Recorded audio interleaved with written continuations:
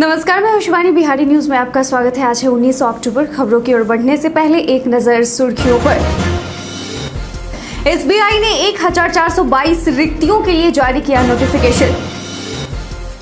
Patna university छात्र संघ के चुनाव के लिए इस दिन होगी वोटिंग। बिहार के पूसा में कार्गो टर्मिनल बनाएंगे अडानी ग्रुप। डीपीएड छात्रों के ऑनलाइन रजिस्ट्रेशन फॉर्म भरने की प्रक्रिया शुरू। वर्ल्ड कप चैंपियन ने संभाली बीसीसीआई अध्यक्ष पद की कुर्सी। अब चलिए बढ़ते हैं बिहार की अब तक की 25 बड़ी खबरों की ओर विस्तार से। एसबीआई ने 1422 रिक्तियों के लिए जारी किया notification. State bank of India ने सर्कल बेस्ड ऑफिसर के कुल मिलाकर 1422 रिक्तियों पर भर्ती के लिए नोटिफिकेशन जारी किया है। इन पदों के लिए अगर शैक्षणिक योग्यता की बात की जाए तो आवेदक को बैचलर डिग्री पास होना अनिवार्य है। इच्छुक और योग्य उम्मीदवार इस वैकेंसी नोटिस से जुड़ी हुई समस्त जरूरी जानकारी और आवेदन करने के लिए इस वीडियो के इसी पेज पर नीचे डिस्क्रिप्शन बॉक्स में दिए गए वेब लिंक पर जरूर क्लिक करें।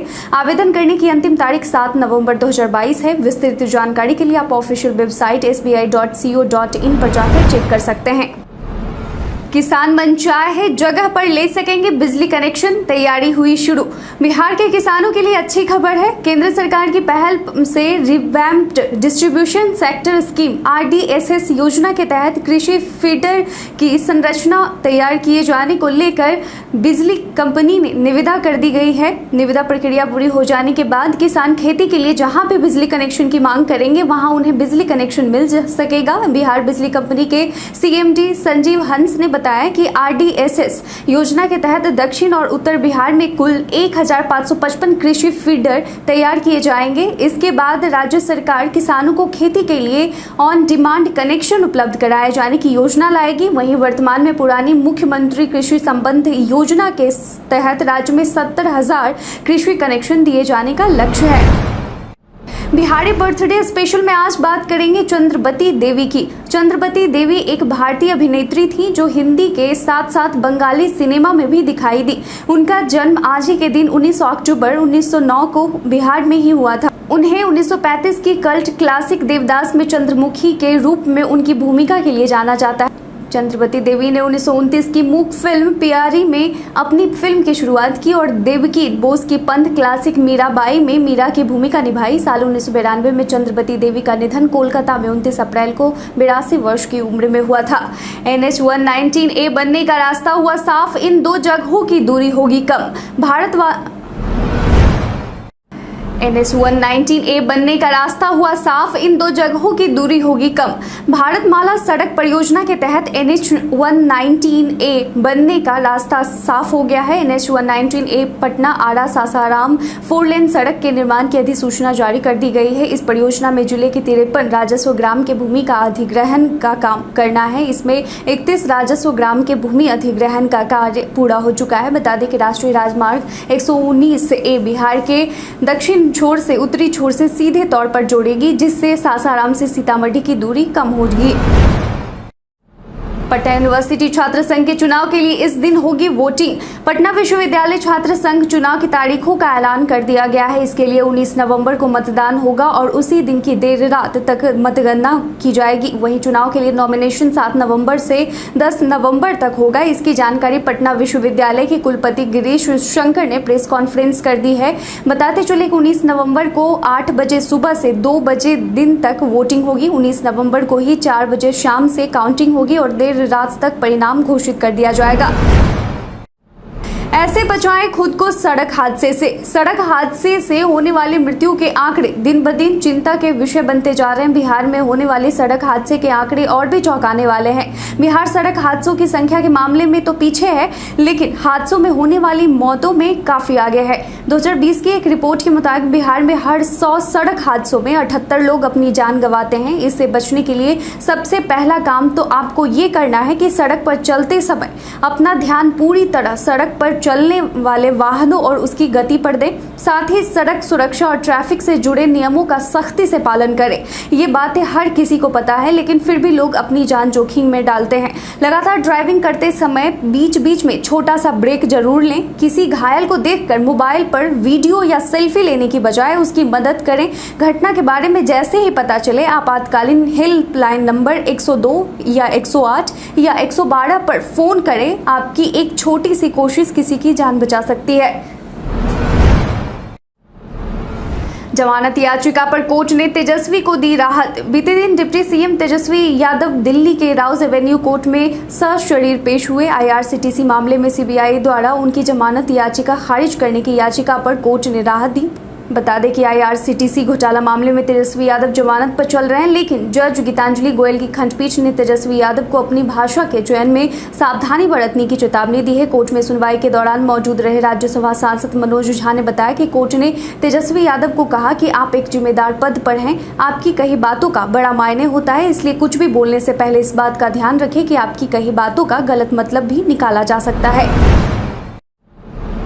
कुर्कीहार इस वजह से है बेहद खास। कुर्कीहार गया जिला के वजीरगंज प्रखंड अंतर्गत बोधगया से तपोवन पथ में वजीरगंज से 4 किलोमीटर पूर्व में स्थित है। ऐतिहासिक दृष्टिकोण से यह स्थान बहुत ही महत्वपूर्ण है। कुर्कीहार का संबंध बौद्ध धर्म एवं सनातन संस्कृति से जुड़ा हुआ है। यहाँ से खुदाई के दौरान भगवान बुद्ध की अनेकों कलाकृतियां मिली हैं, जो कि अष्ट धातु एवं कीमती काले पत्थरों से बनी हुई है। सुरक्षा के लिहाज से यहाँ पाए गए बहुमूल्य कलाकृतियों को पटना संग्रहालय में संरक्षित रखा गया है। इस स्थान का अवलोकन महान पुरातत्वविद कनिंघम ने भी किया था।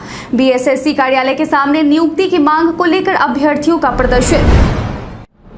बीते दिन बीएसएससी कार्यालय के सामने सैकड़ों की संख्या में अभ्यर्थियों ने नियुक्ति पत्र की मांग को लेकर प्रदर्शन किया। ये वो अभ्यर्थी हैं जिन्होंने साल 2014 में ही इंटर स्तरीय इस परीक्षा में भाग लिया था और उत्तीर्ण हुए थे, लेकिन अभी तक इन अभ्यर्थियों का नियुक्ति पत्र नहीं मिल सका है। इसी को लेकर इन अभ्यर्थियों ने बीते दिन बिहार कर्मचारी चयन आयोग के कार्यालय पहुंचकर अपनी मांगों को रखा और जमकर प्रदर्शन किया। अभ्यर्थियों का आरोप है कि विभाग जानबूझकर ऐसा कर रहा है। आपको बताते चले कि 1778 यानी कि 1778 विद्यार्थी इस परीक्षा में पास हुए थे, लेकिन आयोग ने किसी भी विभाग में इन अभ्यर्थियों की नियुक्ति नहीं की है। इसमें सारी की सारी गलती कर्मचारी चयन आयोग के अधिकारियों की है।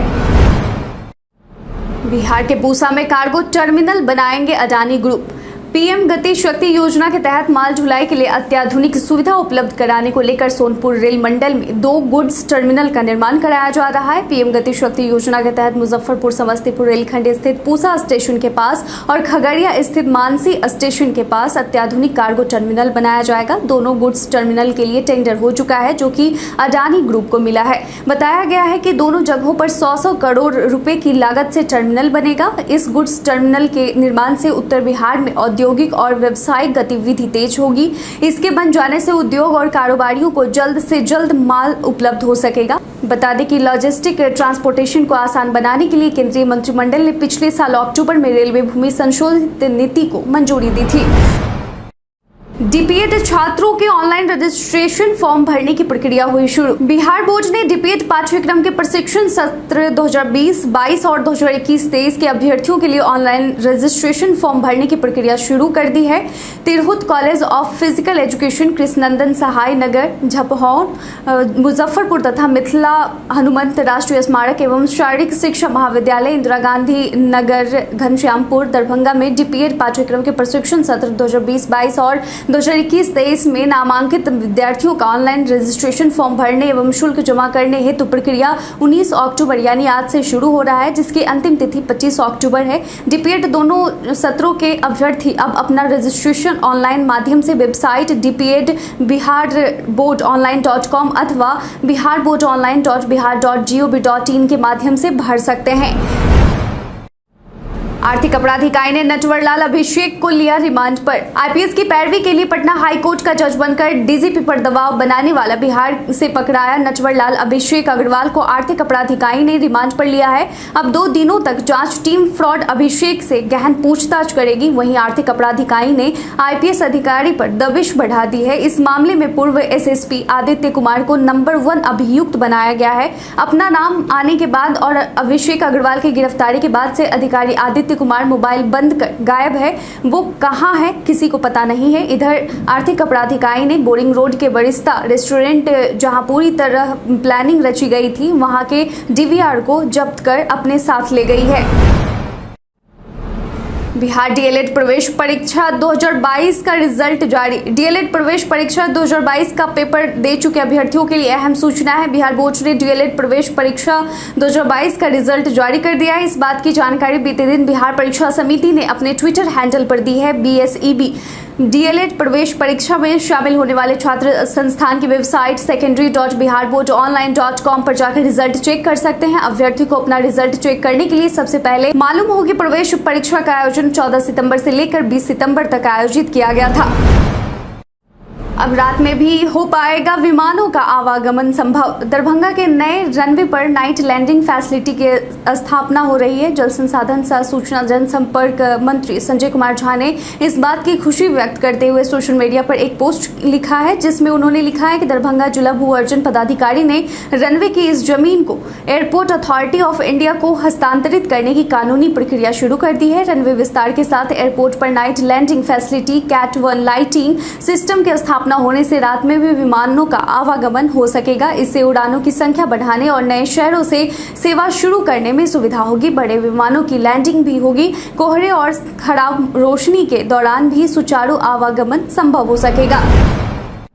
दूषित हुई बिहार के इन शहरों की हवा। मानसून की विदाई के साथ ही बिहार की हवा फिर से दूषित हो गई है। लिहाजा पटना, मुजफ्फरपुर, भागलपुर, गया, पूर्णिया, बेगूसराय, बेतिया, हाजीपुर समेत अधिकतर शहरों में वायु गुणवत्ता सूचकांक यानी एयर क्वालिटी इंडेक्स AQI बहुत ही खराब स्थिति में पहुंच गया है। इन शहरों के प्रदूषण स्तर में बढ़ोतरी हुई है। राजधानी पटना की बात करें तो यहाँ बीते दिन मंगलवार को शाम 5 बजे तक AQI 223 यानी बहुत खराब स्थिति में थी। उत्तर बिहार के शहरों की स्थिति इस मामले में बेहद खराब है। इसके अलावा मुजफ्फरपुर में 110 और दरभंगा में भी AQI 187 पर पहुंच गई थी।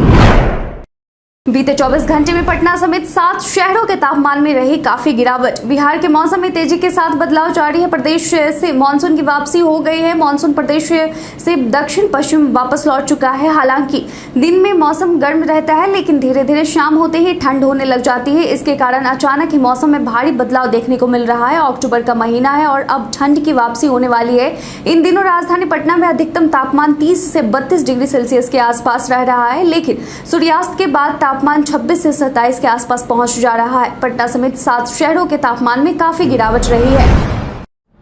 अक्षरा की नई फिल्म अग्निसाक्षी का first look out. Bhojpuri bold actress Akshara Singh अक्सर मीडिया की सुर्खियों में बनी रहती हैं। एक के बाद एक वह कई धांसू प्रोजेक्ट्स उनके हाथ लग रहे हैं। हाल ही में उन्होंने महिला प्रधान कहानी पर आधारित 3 फिल्में साइन की हैं। एक बार फिर अक्षरा का एक पोस्ट चर्चा में है। यह पोस्ट अक्षरा की अगली फिल्म को लेकर है। जी हाँ, अक्षरा जल्द ही फिल्म अग्निसाक्षी में नजर आएंगे। इस फिल्म से एक्ट्रेस का फर्स्ट लुक आउट हो गया है। सोशल मीडिया पर साझा की गई तस्वीर में अक्षरा का लुक काफी शानदार लग रहा है। वह पीले रंग की जयपुरी प्रिंट की साड़ी में नजर आ रही है। इसके साथ ही उन्होंने कैप्शन में लिखा है, एक नई कहानी जोश ऊर्जा के साथ राजकुमार पांडे जी के निर्देशन में एक बेहतरीन फिल्म की संरचना में प्रदीप पांडे और तनुश्री के साथ नई फिल्म अग्निसाक्षी का आगाज। जदयू बोली सुधाकर सिंह का क्या करना है, तेजस्वी समझे। राजद ने भले ही जदयू को अपना लिया हो, लेकिन सुधाकर सिंह नहीं अपना पाए, जिसका परिणाम आज सबके सामने है कि सुधाकर सिंह आज अपने मंत्री पद से इस्तीफा दे चुके हैं। अब भाजपा ने भी नीतीश कुमार को चैलेंज कर दिया है कि हिम्मत है तो सुधाकर सिंह को राजद से निकाल कर दिखाएं। इसी से जुड़ा सवाल जब जदयू के संसदीय बोर्ड के अध्यक्ष उपेंद्र कुशवाहा से पूछा गया तो उनकी प्रतिक्रिया सामने आई है। हालांकि बीते दिन कैमूर में एक सभा के दौरान उपेंद्र कुशवाहा सुधाकर सिंह पर कुछ भी बोलने से बचते हुए दिखे। उन्होंने सिर्फ इतना ही कहा कि यह अलग पार्टी का मामला है। वैसे तो राजद में पार्टी को लेकर सिर्फ तेजस्वी बोलेंगे, लेकिन अगर सुधाकर सिंह कुछ बोलते हैं तो तेजस्वी समझे क्या करना है। वैसे उन्होंने क्या कहा मैं नहीं सुना। गोपालगंज में ओवैसी की पार्टी के प्रत्याशी का बदल गया चुनाव चिन्ह। बिहार में 2 विधानसभा सीट मोकामा और गोपालगंज में होने वाले उपचुनाव को लेकर सियासी घमासान तेज हो गया है। अगले महीने 3 नवंबर को मोकामा और गोपालगंज विधानसभा सीट पर मतदान होना है। गोपालगंज सीट पर इस बार मुकाबला दिलचस्प बन गया है। 4 उम्मीदवारों के बीच कौन बाजी मारेगा, ये सवाल अब 6 नवंबर तक के लिए एक रहस्य ही है। वहीं गोपालगंज में असदुद्दीन ओवैसी की पार्टी AIMIM की एंट्री हो चुकी है। AIMIM उम्मीदवार अब्दुल सलाम का चुनाव चिन्ह बदल गया है। दरअसल चुनाव लड़ने की अनुमति भारत निर्वाचन आयोग से लेनी होती है। प्रत्याशी द्वारा अनुमति नहीं लेने के कारण उनका चुनाव चिन्ह बदल दिया गया है। इस उपचुनाव में AIMIM के उम्मीदवार को उनकी पार्टी का चुनाव चिन्ह नहीं दिया गया है। तेजस्वी के IRCTC घोटाला मामले में सुशील मोदी ने कसा तंज। बीते दिन डिप्टी सीएम तेजस्वी यादव दिल्ली के राउज एवेन्यू कोर्ट में सशरीर पेश हुए। IRCTC मामले में CBI द्वारा उनकी जमानत याचिका खारिज करने की याचिका पर कोर्ट ने राहत दी है। तेजस्वी यादव की जमानत याचिका खारिज नहीं की है। बता दें कि IRCTC घोटाला मामले में तेजस्वी यादव जमानत पर चल रहे हैं, लेकिन जज गीतांजलि गोयल की खंडपीठ ने तेजस्वी यादव को अपनी भाषा के चयन में सावधानी बरतने की चेतावनी दी है। वहीं IRCTC मामले में सियासत भी तेज है। पूर्व डिप्टी सीएम ने तेजस्वी यादव और सुशील मोदी पर जुबानी हमला बोलते हुए कहा कि तेजस्वी यादव बैकफुट पर हैं। CBI कोर्ट ने उन्हें कड़ी फटकार लगाई है। उन्होंने तेजस्वी को चुनौती देते हुए कहा कि अगर हिम्मत है तो अड़े रहते। CBI को धमकी देने वाले बयान पर आपको माफी मांगनी पड़ी। सुशील मोदी ने आगे लिखा कि चार्जशीटेड और बेल वाले आदमी को नीतीश कुमार ने डिप्टी सीएम बना रखा है। रोहिणी ने सुशील मोदी पर कसा तंज। IRCTC घोटाला मामले में CBI को बड़ा झटका लगा है। वहीं तेजस्वी यादव को दिल्ली की राउज एवेन्यू कोर्ट ने बड़ी राहत देते हुए जमानत बरकरार रखा है। इस पर सुशील मोदी ने जुबानी हमला बोला था। अब तेजस्वी यादव की बहन रोहिणी आचार्य ने सुशील मोदी पर पलटवार किया है। रोहिणी ने ट्वीट करते हुए तंज कसते हुए लिखा कि आज सुशील मोदी को नींद नहीं आएगी। तेजस्वी यादव को जेल भेजने का सुशील मोदी का सपना टूट गया है। एक अन्य ट्वीट में रोहिणी ने कहा है कि इतिहास गवाह है, जिसने लोगों के दिलों पर हुकूमत किया, दलालों और गद्दारों की टोली ने उसी के दामन में दाग लगाने का षड्यंत्र किया है। भारत के इतिहास में आज की तारीख कई कारणों से है दर्ज। प्रसिद्ध महिला क्रांतिकारी मातंगिनी हजारा का जन्म 1870 में हुआ। हिंदी फिल्मों के प्रसिद्ध संगीतकार RC बोराल का जन्म 1903 में हुआ। खगोल भौतिक शास्त्री सुब्रमण्यम चंद्रशेखर का जन्म 1910 में हुआ। प्रसिद्ध शायर मजाज का जन्म 1911 में हुआ। भारतीय हॉकी खिलाड़ी बलबीर सिंह का जन्म 1920 में हुआ। आध्यात्मिक गुरु और फिलोसोफर पांडुरंग शास्त्री आठवाले का जन्म 1920 में हुआ। काशी के प्रसिद्ध साहित्यकार भोला शंकर व्यास का जन्म 1923 में हुआ। हिंदी फिल्म अभिनेता सनी देओल के नाम से प्रसिद्ध अजय सिंह का जन्म 1961 में हुआ। गांधीवादी विचारधारा से जुड़ी हुई प्रसिद्ध महिला सामाजिक कार्यकर्ता निर्मला देशपांडे का जन्म 1929 में हुआ। मशहूर किताब गुलिवर की यात्राएं के लेखक जोनाथन स्विफ्ट का निधन 1745 में हुआ। प्रसिद्ध साहित्यकारों में से एक राम अवध द्विवेदी का निधन 1971 में हुआ। भारत सरकार ने 1834 से 1996 तक सभी केंद्रीय अधिनियमों का इलेक्ट्रॉनिक डाटाबेस तैयार करने की घोषणा 2000 में की।